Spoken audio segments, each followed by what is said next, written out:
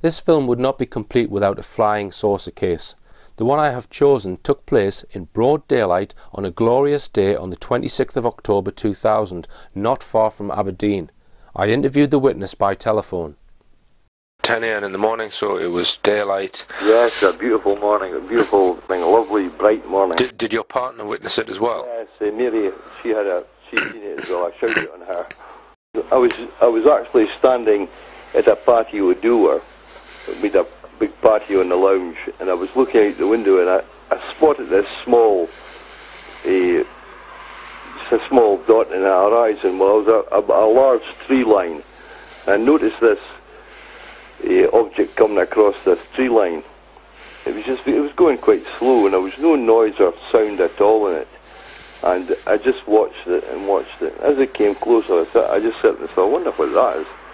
Well, I was thinking it was a helicopter, but there was no noise, and the place was really quiet because it's a small village we lived in. And as it was coming across it, and it came closer and closer, and I said, well, what the hell is that? So I shouted at my wife. So I shouted at Mary. So she came through and she says, what is that?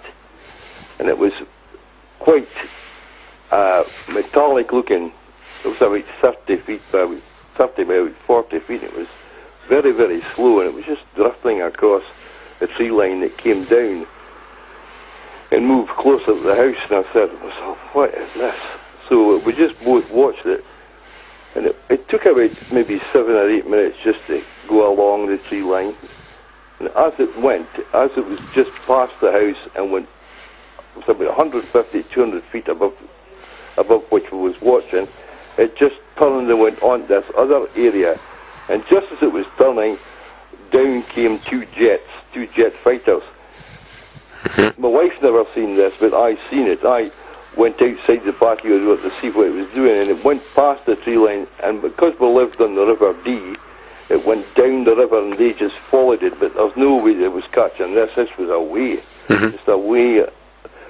And then about 5 minutes later than that, a big spotter plane came across, with a big radar on top. And it was low, it circled all round for about 10-15 minutes. It was really fantastic to see, like. It was metallic, it looked metal, but it was dark, it was really dark, and it had like a hump in it. It looked as though it had a hump in the middle, but when it turned round you could see it was a saucer, there's no doubt about it. There was no noise with this, Richard, whatsoever, no noise whatsoever, apart from the jets came across.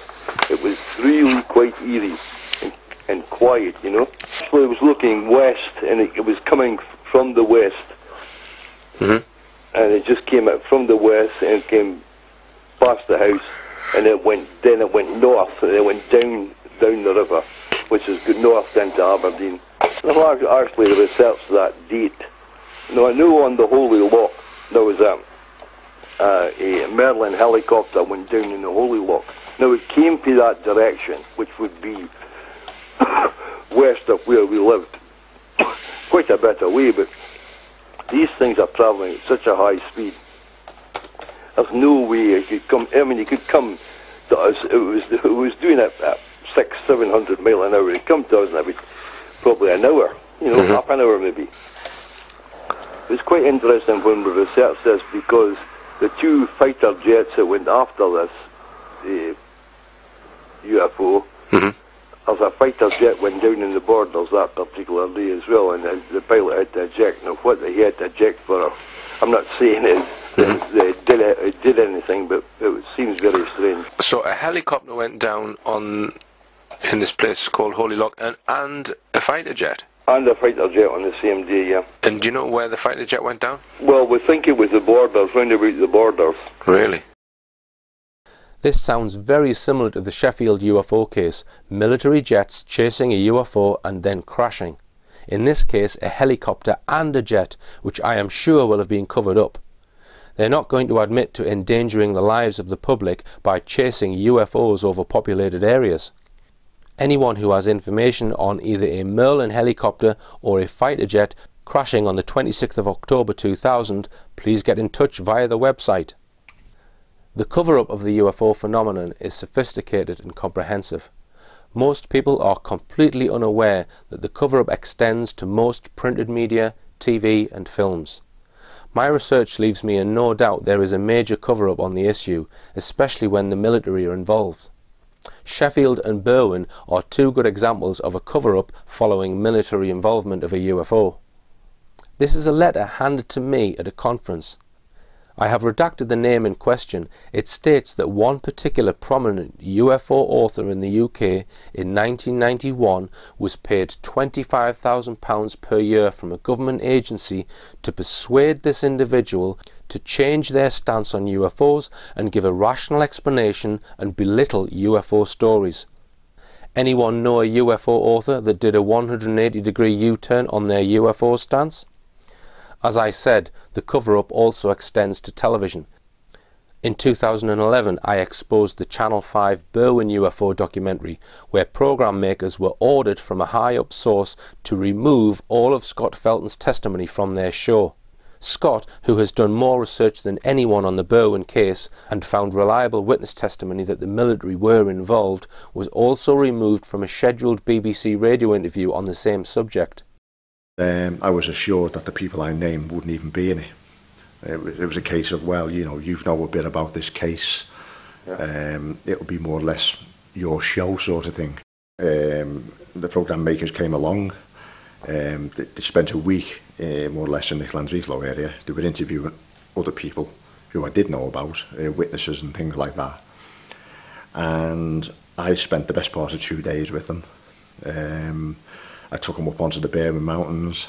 I showed them where the UFO was, or where I believed it was. I showed them all the evidence to show how I had come to arrive at those conclusions, where the UFO was. I didn't know anything till the day before the programme was going to be aired. The director of the film crew, I think it was Ian Levison, not David Levison, I think it was said earlier. Right.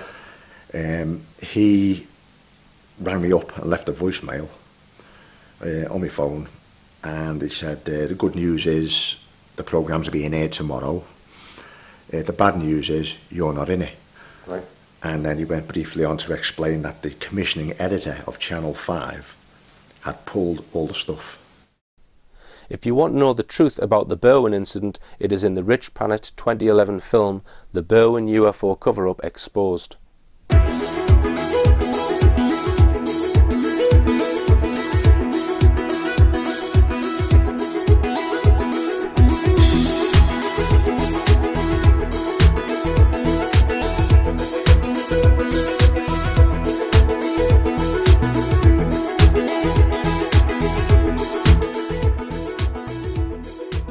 So how come these craft are almost always silent?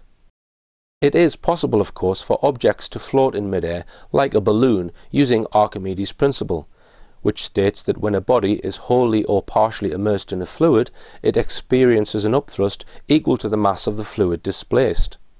In the case of a hot air or helium balloon, the fluid displaced is simply the air, which is a fluid, and the upward force keeping the object off the ground is equivalent to the weight of the air which the object is displacing. And balloons, of course, are silent. Do I really think these triangular craft are hot air balloons? No, I very much doubt it. The thin, flat shape of these objects, along with other characteristics such as huge acceleration and materialization, mean it is highly unlikely they are silent balloons. The most likely answer is they are using what is known as a field-based propulsion system.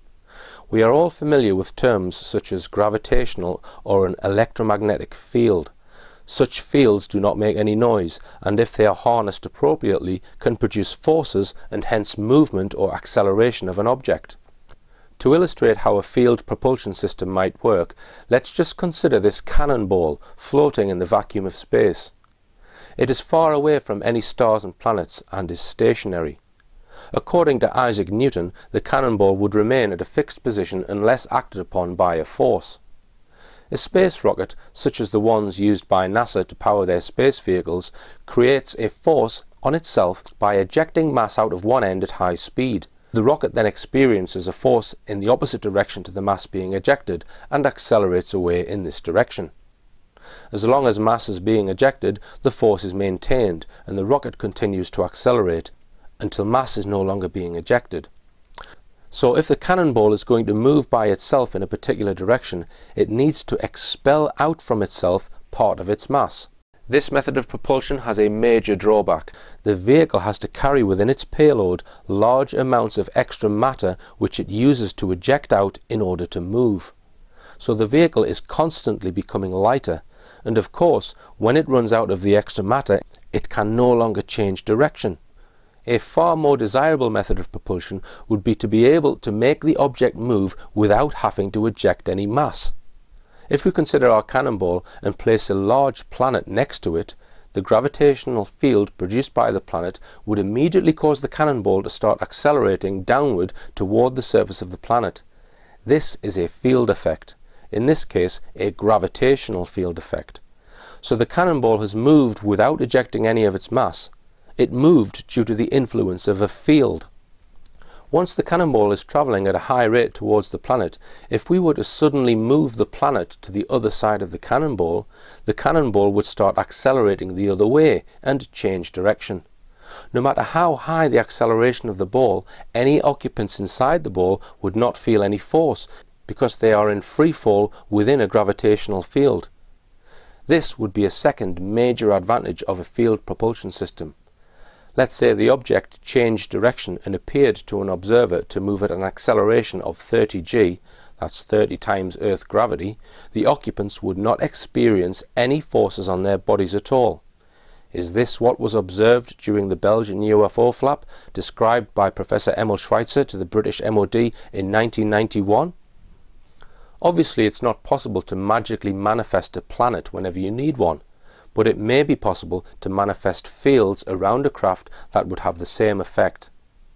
In 1928, Thomas Townsend Brown received a patent for a device known as a gravitator, which achieved exactly that. Brown discovered the Byfield-Brown effect. When an object consisting of two electrodes of specific dimensions is charged to a very high voltage, a small force is generated which pushes the object in the direction of the field. The force is somehow being caused by the high voltage electric field. This force is sometimes called an electrogravitic force and has been discussed by several scientists, including Dr. Paul LaViolette in his book Secrets of Anti-Gravity.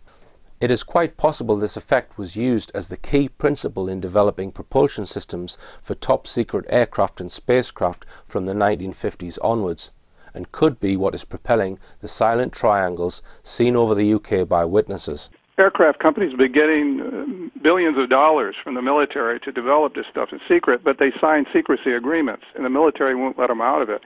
An example, and this came through a reliable source, was in the Department of Energy.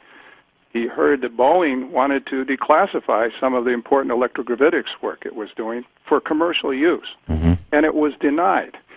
This has been going on for decades. They've been working on this in private, sort of like Manhattan Project classification. So you're going to have all sorts of craft having been developed. I firmly believe these aren't used just around the Earth. I mean, there's actually regular flights throughout the solar system. Obviously, their next goal would be interstellar travel. I believe that projects like that are already in progress.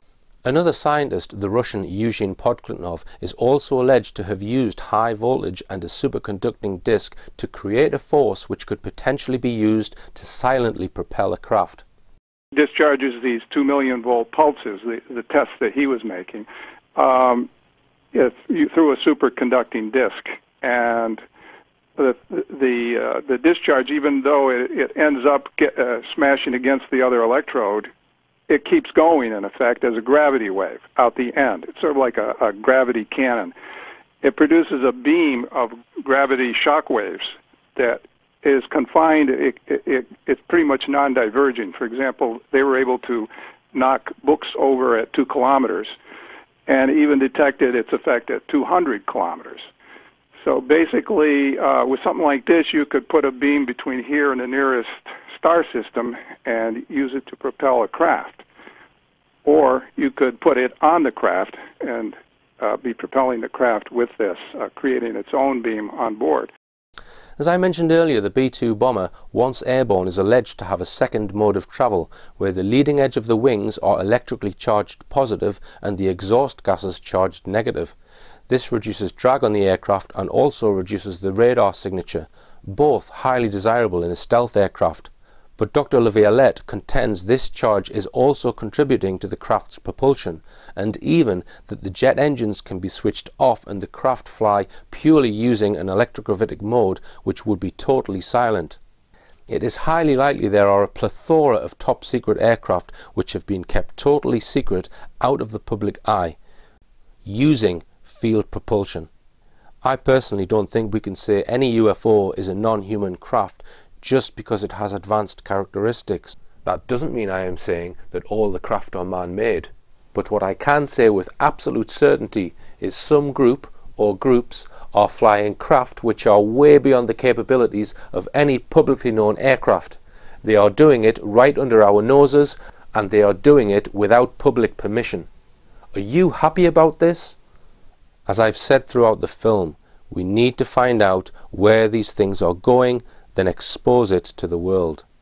If there are undisclosed secret bases being used to house these craft, I have some good ideas as to how they might be discovered. Anyone else who has further ideas, please get in touch via the website.